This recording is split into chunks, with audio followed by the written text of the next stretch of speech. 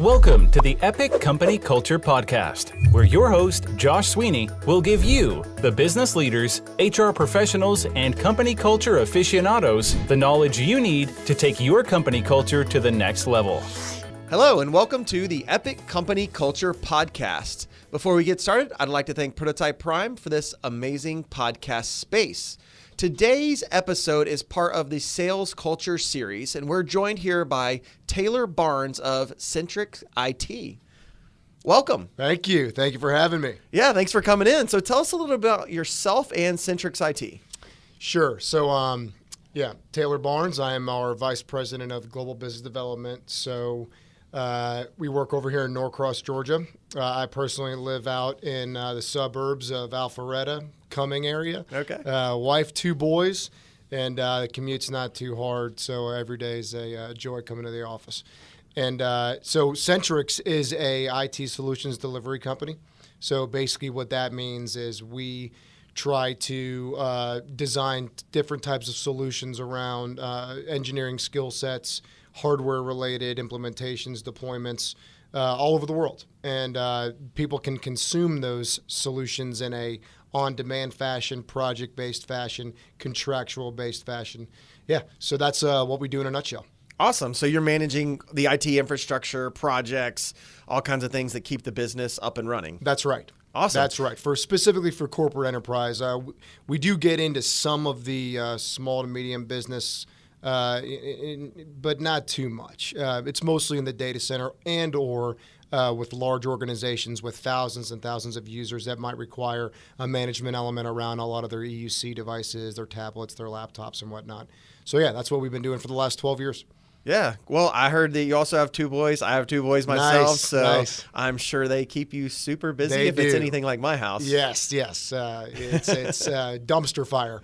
Yeah. Contained, but it's a fire. Awesome. Yeah. It never ends. It doesn't. It doesn't. I remember, my wife is like, when are they going to stop doing this? And then I look over and see like a 16 and an 18-year-old doing the same thing. I'm like, I don't think this is going to end. It's really funny watching the difference between boys and girls, and a lot of their friends and a lot of my buddies that have daughters.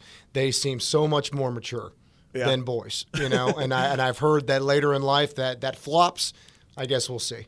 Yeah, only one way to find out. That's Time right. will tell. Experience. Yeah, well, again, thanks for being on. So I'd love to hear more about your role. Yep. And really just get started off with maybe some of your belief systems around sales culture and how that impacts sales performance. So Sure thing. What are some of those beliefs that you have that you lead with? Absolutely. So I would say that I don't know if necessarily I'm in charge of the culture, but I can say that I've been driven to make sure that it's top notch. Okay.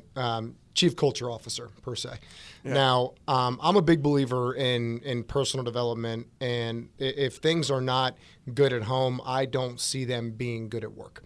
So helping people find the ability to find some balance, some harmony, in their personal habits around, their disciplinary habits, their high performance habits, what have you. And as that relates to bringing it into the office, I think that's only a benefit. So I'm personally a big believer on helping them personally first and then professionally second.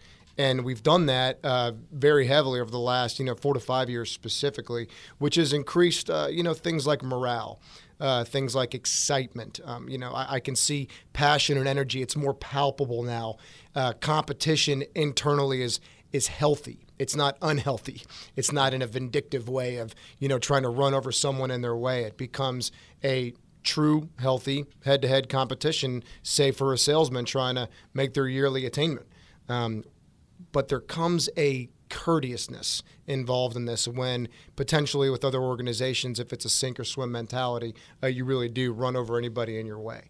So this has been a good shift in Centrix from my personal experience based on the things that we really try to coach them up on. Got it. So how do you go about helping them in their personal life first? Yeah. I mean, I know people probably come from other organizations and are like, you want to talk about what? Maybe that's something that was never talked about in another organization. How do you make that come to fruition? We're really intentional about training and education. And during training and education, the way that I've structured it is we begin with a lot of personal development, and then the majority of it ends up being around, subject matter expertise. So we will take, for instance, the first 15 to 20 minutes of every hour and a half session, and we will dive into things around authenticity, discipline, acceleration, continual improvement, all the things that, quite honestly, I think, and I'll use just authenticity as an example, that's one of those elements that is so apparent to customers, prospects, colleagues, bosses, anybody that tries to come in and kind of fake it, it's not going to work out. And it's one of those things where it's becoming more and more evident, especially when, I get cold calls every day. And I can tell when somebody's just reading from a script. I can tell when somebody's not being true and genuine. So it's really obvious to me that if someone's, and maybe they're not full of crap. Maybe that's a little bit of an intense way of saying it. But if they don't have a genuine need to be themselves and be comfortable and talk about things in a way that they're not, just in an authentic way, it's going to come across so much more genuine. It's going to come across so much more real, and attractive is the main part. You can be persuasive without being manipulative, but the only way to do that, I think, personally, is by understanding and being very, very authentic with yourself. And I think that's what customers and prospects are going to really be attracted to. Yeah, I know I've been part of many presentations, seen many presentations, and you can tell when people are passionate about what they're doing, what they're talking about, how they're presenting, their style. Everything about it comes across. That authenticity comes across, whereas everything else is kind of canned, rote. Yeah, and isn't it so obvious when it's not? Yeah, and that's what we try to coach. We try to say, look, this isn't just my opinion. This is voice of the customer. This is feedback from some of the biggest CIOs and CEOs in the world. They can tell when someone's not being genuine. They can. Right. They've been doing it long enough. They've been doing it long enough. They're seasoned professionals, their fathers, their bosses, their cousins, their friends. They've got a lot of different they've got a lot of experience. And at the end of the day, if you're not willing to have a conversation very naturally, and if you don't feel comfortable enough with yourself to have that naturally, I think people are going to see right through it. Yeah, so I always talk to people and say, when we're interviewing for positions, when we do our Culture First hiring workshop or something along those lines, it stands out when something is really inherent to a person, like continuing education. Mm-hmm. So how is continuing education built into your life? Yeah. What kind of things do you do on a daily basis that really drives that home so other people see it? Yeah, glad you asked. For me, it's absolutely a routine. And it has to be. It has to be an intentional routine every day. So I call it MRP. That's meditate, read, pray. Every single morning, I am up at 4:45. There's typically a workout involved. Sometimes I have to wait until later in the afternoon. But, it involves, getting your mind right around meditation, getting some reading in, getting some wisdom in whatever elements it's going to be. That could be in a professional development and personal development, and then praying about it from a spiritual point of view. And the idea there is to always be continually improving around mentally, spiritually, physically, and emotionally, so that when you do go into the office, you've checked the boxes in terms of finding some rhythm in your life, finding some balance and some harmony before you go into the office. And my impression is, and I've lived this on the other side, when you wake up, you brush your teeth, you take a shower, you haul out the door, and you get into the office, and then you just kind of look around and you're like, okay, what do I need to do now? Versus preparing every day intentionally for your day. Being very, very clear around what your objectives are for the day, what you're trying to accomplish, being able to reflect on your day at the end of it to see if you did those things well enough, if you needed to do something better or whatnot, and learning and measuring yourself from it. So those elements are what I like to call continuing improvement. It begins with awareness. It begins with being intentional. And then at the end of the day, if I'm going to lather, wash, rinse, repeat over and over and again, even if I don't learn anything new, I want to be able to come back to the core foundational elements that have made me successful and have made me influential to assist other people in getting better at their life, again, around mentally, physically, spiritually, and emotionally. Yeah, I feel like this is a really common theme for a lot of high-performing people I meet. So whether it's a high-performing sales rep, sales manager, entrepreneur, almost all of them, get up at a time which everybody else considers ridiculously gotta early. own your mornings. And, laughs at them for doing it, half the time. Yeah. And they have some sort of regimen they go through. Yes. So, like, I know myself, I do the whole Wake Up Warrior regimen, which has all kinds of different things involved, meditation, workout, green drink, all those different things that are part of that program. Awesome. And it starts at 5 a.m. Have you seen or been able to kind of parlay that into other team members? Do you see that the highest performing reps already have a regimen? Yeah. Or are you also, I guess the second question onto that is, are you able to influence and help them put a regimen in place? Right. Or do you go that far? The second part is my goal. Okay. And for instance, during training and education, at the end of the term, I gave everybody a challenge. So I created a group of 20 of the 50 people that were involved in this training by invitation. I said, if you are interested in a challenge, in a disciplinary challenge, come talk to me. I had 20 of the 50 agree to it. And so we did. We had a 2-week regimen every single day, even on the weekends, of being up early, number one, of eating right, of sleeping right, of being grateful for a few things in the morning, of measuring yourself that evening. And we provided photographic evidence of food. We provided photographic evidence of journaling. I had a lot of people in a group. It was actually a group me text message, and so at 5 a.m., a bunch of these texts were going off and waking people's spouses up, and I got in trouble for that and all that. But yeah, and it's not that... It's not that it's something where if I talked about it, I wouldn't believe that somebody else was doing it, because it's not about that at all. But it is about, there's an element of accountability that's extremely important. In any situation in life where you're a father, you're a husband, you're a friend, you're a professional, you're a leader, you're a manager, whatever it is, there is an absolute need for some sort of accountability, partner, group, mastermind, whatever it is, right? Many times it's financially, stimulated, meaning that you've got a gym membership you are paying for, and that is someone's accountability to get to the gym, and that's fine for that. However, if you're not willing to take action or get involved or agree to something, then I don't think, and really that comes into the acceleration part of this, then I don't think it's very easy to get started. And that was my goal in that example, was to create a group, create an atmosphere where every single person is being included in a community where they can talk about their achievements, their shortcomings, when they mess up. And by mess up, I use that word very lightly, because if they didn't eat right, mess up may be a pretty drastic term, but they are able to share. And that is what I am trying to coach, quite frankly.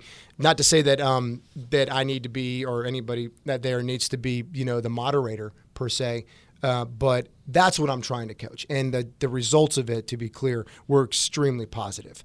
Everybody felt that the gratefulness factor was an amazing, something amazing that they've never gone through before, a drill that they've never gone through before, for the result of creating less of a high-low polarizing effect when things are great, things are awesome, and you're celebrating and you think you're the best.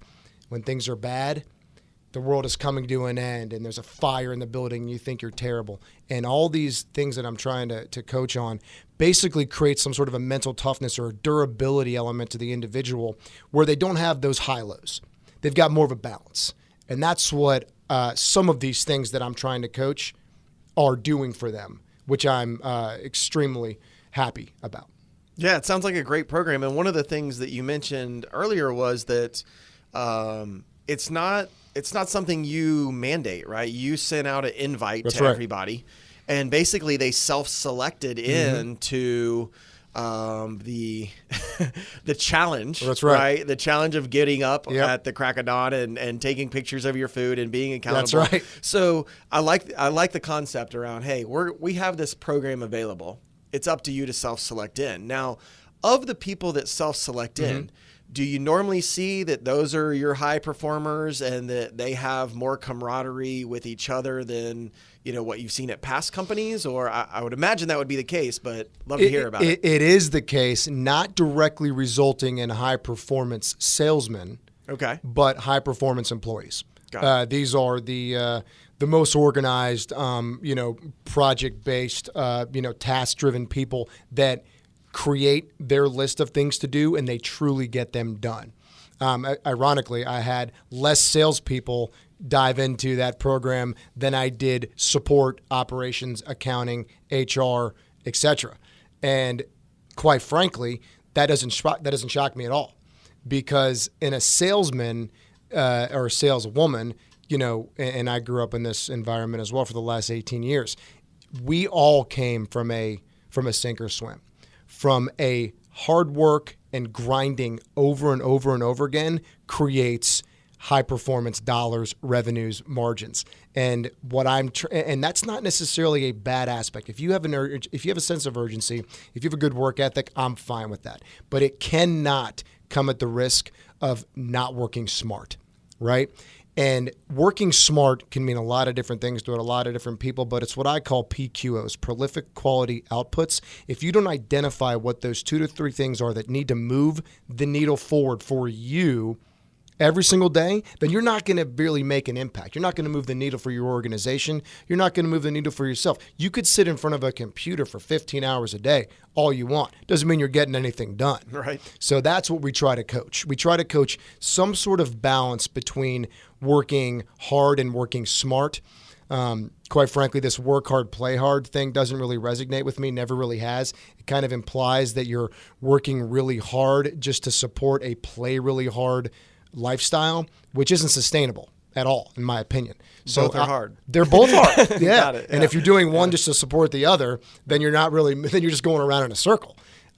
I am okay again with this work hard idea, and it's not to say that you can't have fun, but it needs to come there needs to be some sort of balance, some sort of sustainability to it, where you are working smart, moving the needle for yourself professionally, and potentially celebrating and having a good time in a moderated fashion, so it's not affecting your work, so it's not affecting your home, so it's not affecting your life. And those are the things that we try to talk about. Got it. I love it. So you mentioned PQOs. Yep. Right? Prolific quality outputs? Correct. Okay.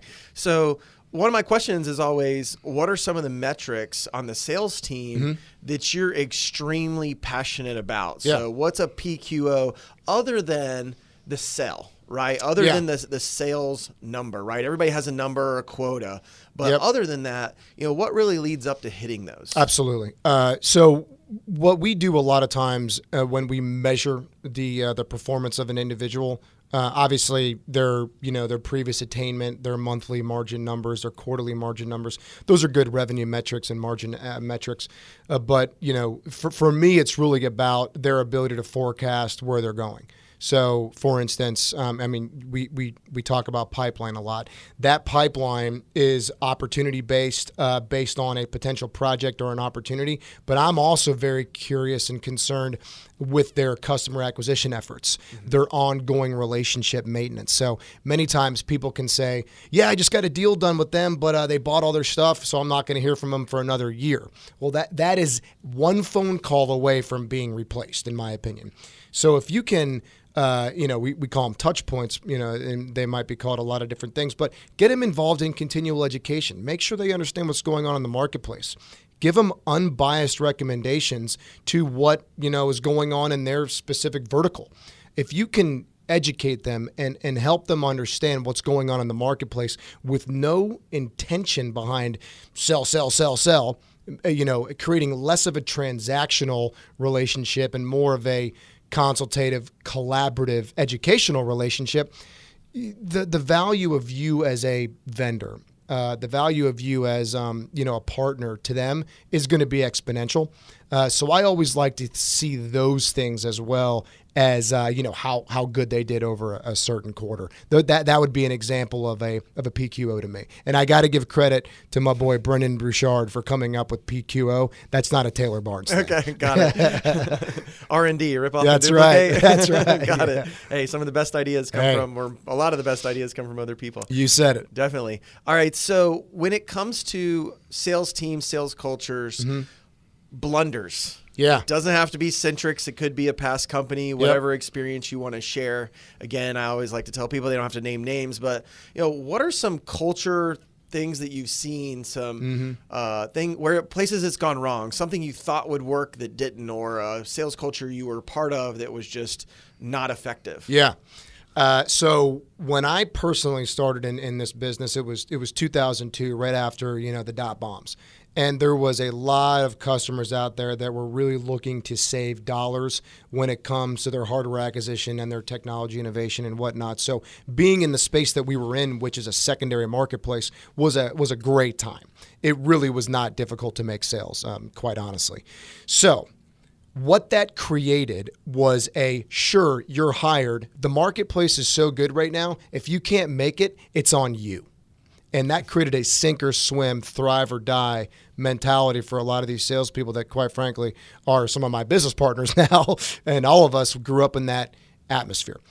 Looking back, in my opinion, not healthy whatsoever. It's not, and again, it kind of goes back to what I said earlier.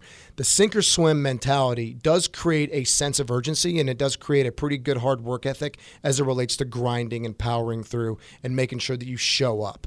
What it doesn't create is necessarily any sort of organizational tactic that's going to help you work smart. So it kind of goes back to what I said earlier, that the worst sales culture that I've seen, and I use worse a little bit too liberally there, because I've been in only 2 organizations in my professional career. So my last organization, all of our last organization, really did have that sink or swim mentality. This organization that I'm in now, there is absolutely a work smart element to it that is supported at the executive level, at the sales management level, and at the individual level. It is not as much a sink or swim mentality anymore as it is a how do I want to say this? As it is a work hard, work smart. And I don't know if I'm doing the best job at explaining that, but it basically, to answer your question dead on, I think the biggest blunder that I've personally have been a part of is when people don't work smart, is when they sit there, like I mentioned, in front of their computers every day because their bosses are making sure that they're in from 8 to 7. It doesn't matter if you're in from 8 to 7 if you're not doing anything. Right. You know what I mean? And that's what we try to hone in on. I don't personally care from a management position how many specific hours as a salesman you put in a week. I don't really care, what time of the day you show up, as long as you are working hard and working smart, and the way that you are producing is evident, right? I think that if you're out in the field and you're with customers, that's fantastic. If you're building relationships, that's fantastic. And I think people can get caught up in he didn't show up at 8 o'clock, he must not be doing his job. She didn't show up at 9 a.m., she must not be doing her job. She has no urgency.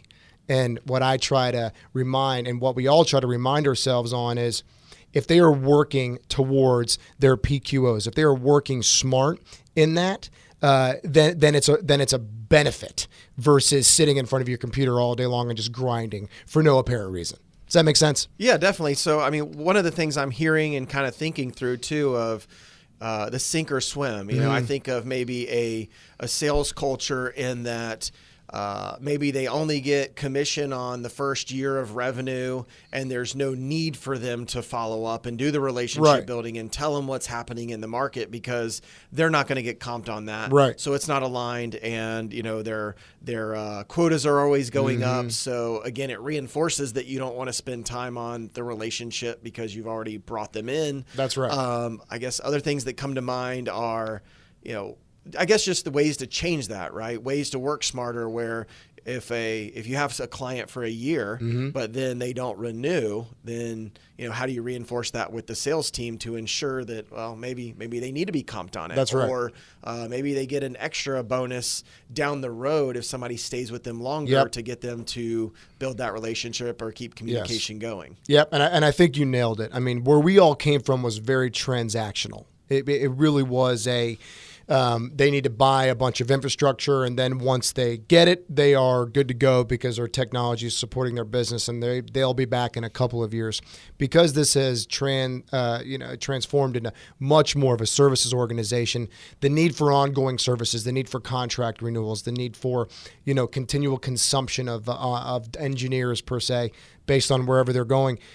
It is very, very, very important from our organization's core values, from our mission, to have this continual touch, to have this non-transactional mentality, to have this really big impact on a customer relationship. And it's very evident in our top performers. There is no secret to why our top performers are the way that they are. They work smart. They have got incredible relationships, and they know everything there is to know about what's going on in their customer's vertical, what's going on in the marketplace, what's going on in the news of their business, how their stock's doing, if they're going through any mergers and acquisitions. And that is such a new mentality compared to where it used to be, which is just transactional based. I got a pop, I'm moving on.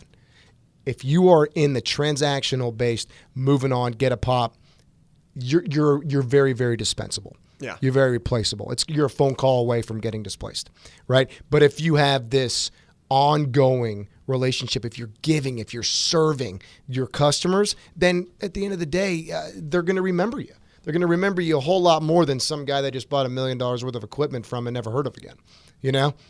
Oh, yeah, definitely. Because I feel that in the future, it's going to be, it is now by all means important to build that relationship and maintain that relationship. But I think it's going to become more and more evident that that's the differentiator for a lot of companies, because, even in your industry, if you can do cloud software, you can switch from Google to Azure to AWS.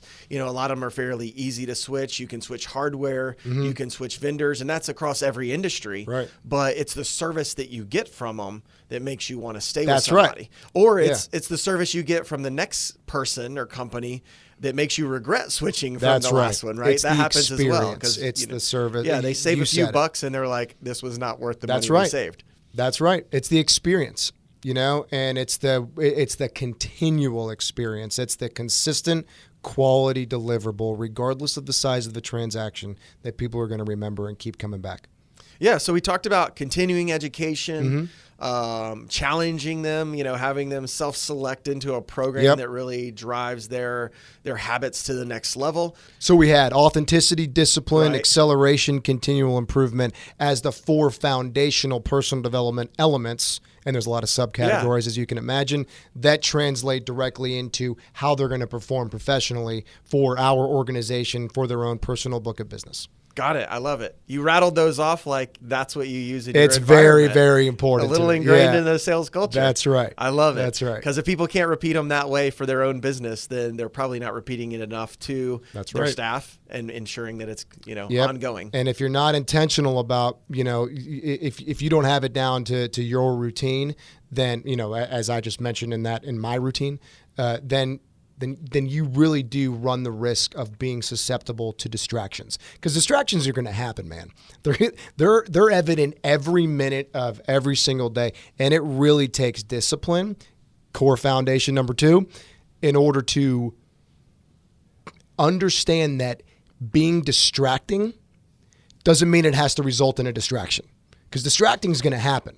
Distraction's a choice. So if you can eliminate the distractions by managing what's distracting, then you're gonna win. But if you are not, and you're intentional, and you're just kind of winging your day, and you're not really, you don't have that foundational element to sit back on, then in my opinion, you're really going to be susceptible to the squirrel mentality, to the distractions of the world. And I think that's where procrastination comes from. It's the enemy of progress. And if you are not really dialed in and aware of those things, I think you're cutting yourself short. Yeah, I know for myself, I take a lot of techniques to get rid of distractions. So I use a Mac, and, when you install software, it's like, do you want desktop notifications? Right. No, I don't. Yeah. I install something on my phone. I turn off notifications. I turn off most of the alerts. If I want to see it, I'll go to it and be intentional. I like to block time, and, if I'm going to go start on a task, close every tab that I have. Yep. And then open up one tab and start on that task. That's right. So that I can do it. What are some tips, tricks, techniques you use to get rid of those distractions? Sure. So first off, I think time management's a myth. Time's going to happen regardless. Yeah. It's really about activity management. Activities don't happen regardless. Activities are what you decide to make them. You mentioned blocking time. It is a requirement. You have got to do that, right? And that's quite the reason why I don't I don't estimate what time I'm going to wake up. I know exactly what time I'm going to wake up. And I know exactly what time I'm going to be finished with my MRP. And I know what time I begin responding to emails. I know what time I stop responding to emails and begin working on the projects that have been designated as I'm in charge of, right? And then when I get home, I stop working and I'm intentional about spending time with my kids, intentional about spending time with my wife. And if things need to get done because of an emergency or whatever, you make do. That 20% is going to happen. And, you know, I do try to make that as much as possible, the 80-20 rule, 80% routine, leave 20% open to emergencies, you know, surprise deadlines, changes, because, you know, that is going to happen. We don't live in a fairy tale world. It's, right. It's obviously going to happen. But yeah, my best advice there, I mean, number one, it really begins with intention. Absolutely, it begins with intention. And then number two, it really begins with figuring out who you are, having the discipline to stick with it, taking action through acceleration, and then, you know, over and over again, just continue to develop on it. But time blocking 100%, and throw that time management idea out. That's a myth. Yeah. It doesn't happen. I'm a huge fan of the time blocking. I'm beginning to get, I'm continuously getting better at it. It's a concept that, I've adopted off and on over the years, but I've seen the fruits of that labor and that planning and that intentionality over the last year. And it definitely makes a difference when you know that you have a certain amount of time, because I know I have a natural tendency to rush through to get things done. Right. And you collapse it into the time and you rush through, and you maybe don't do as good of a job as you can. Could but be if less you say, quality. I'm going to spend 1 hour on this, there are some ways that work can expand to fit the time in a bad way. Yep. But there's also, amount of dedication. So like one example for me in the Wake Up Warrior program that I do, you have to send a message to your family every day. So for mine, my wife and each of my kids, my 2 boys, and it's I love, appreciate, thank you for type of message every single day. Yeah. And like after a while, I was having a really hard time coming up with them. And so I'd look at it and nothing came to mind, and I'd go to the next step and maybe I wouldn't get it done that day. And I said, you know what? When I get to this step, I'm going to put 10-minute timer on. I'm not going to do anything else for 10 minutes, but think about this. Yeah. And so every time I set the timer now, I come up with something. I give myself enough time to force myself to think about it. Yep. And then, I have a backup plan, which is, okay, well, if I don't come up with something, at least for my boys, I'll go find a sports quote or something that they're into from somebody that's influential, and I'm sending something. Yeah. So I spent 10 minutes thinking about that topic, whether I achieved it or not. Right. But you set the intention and Yeah. you blocked out the time and you avoided distractions. Yeah. And you moved the needle. Yeah, and I definitely think there's just a psychology of saying I'm going to give it that amount of time. Absolutely. And that's how much I'm going to have to complete it. Yeah, that's great. One thing that you just mentioned that I thought was really, really good, and it's for anybody that's listening, people tend to really take on a lot in every single day. They might have 10 to 12 different projects going on at the same time, and they try to time block all 10 to 12 of those. The art of saying no, or the art of saying wait, is something that is, especially for leaders and high performers, tough to do, because we want to save the world. We want to fix, I am no stranger to that. I have one of my unhealthiest habits in the world is thinking that I can fix everything. I work every day on understanding that people might, A, not want a fix, and number 2, that it might not be in my hula hoop per se, Yeah. And so anyway. You can, but shouldn't. You can, but shouldn't. Right. So taking on more important but less quantity is a really good way of moving the needle for you. You'd be surprised what can wait a day. So I would recommend, and I try to coach a lot of this, is take on those 3 to 4 really important things for the day. Don't take on 10 to 12. Because if you're a week later, you've got 25% of 10 to 12 of them done versus 100% of 3 to 4 of them done, it's not going to work out in your benefit. You're going to want the latter. You're going to want to check things way off the list versus getting things just a status bar moved a little bit. And because as you know, there's going to be more. Right. 10 to 12 is going to turn into 20, then 25, and you're going to have 50% of 25 things done. You have not moved the needle for yourself enough. So take on a little bit less, high quality, very critical, important things, but less of them. Yeah, so we'll stick to the same topic, but last question on time blocking. So for your sales team, do you have mandatory time blocks? Are there certain things that are just non-negotiable? Like I know there's certain companies where you have these 2 1-hour calling time blocks. They're non-negotiable.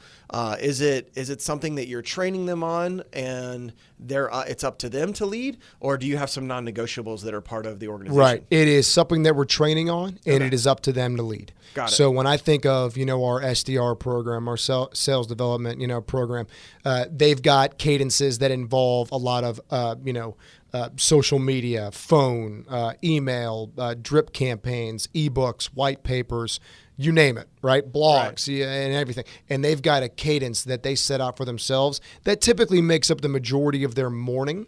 And then they might go on to, working on something that they might have received. And then in the afternoon, they do the same thing. So heavy prospectors, I think, have got a little bit more time blocking than they're used to.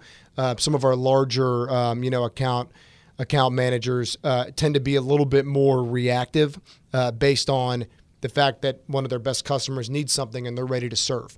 So I would say that somewhere in the middle is probably our least common sales reps. So to be clear, we've got a lot of heavy prospectors. Mm-hmm. We've got a lot of amazing global account executives.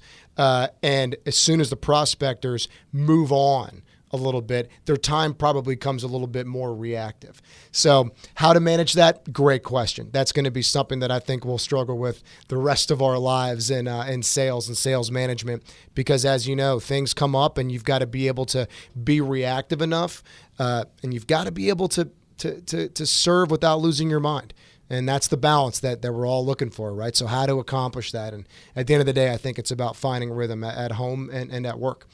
Yeah, and like you said earlier, 80% of the day needs to be very intentional, but there's 20% we have to leave for other things that are going to happen. Because it's going to happen. If you do the inverse, a lot less productivity probably happens. Yes. If only 20% of it's intentional and 80% is happenstance or what comes up. Yeah, that's I'm well sure said. That's going to be a different kind of challenge, a lot less productive. Yeah, that's well said. I think you nailed it. I think that, and unfortunately, what I think is that a lot of salespeople out there, maybe not even salespeople, maybe just a lot of employees out there have that backwards. They've got that 80% reactive mentality, and that is just a grind, man.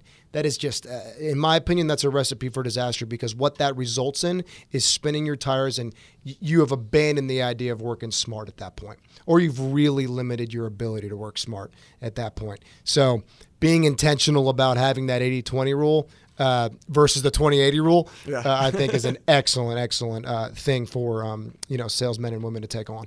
Yeah, well, thank you for joining us. You're welcome. I really enjoyed it. Yeah, it's been amazing talking sales culture. Yeah. Regimens. That's big right. part of our podcast here. So I appreciate all your time. Of course. Thanks for having me, Josh. Thank you.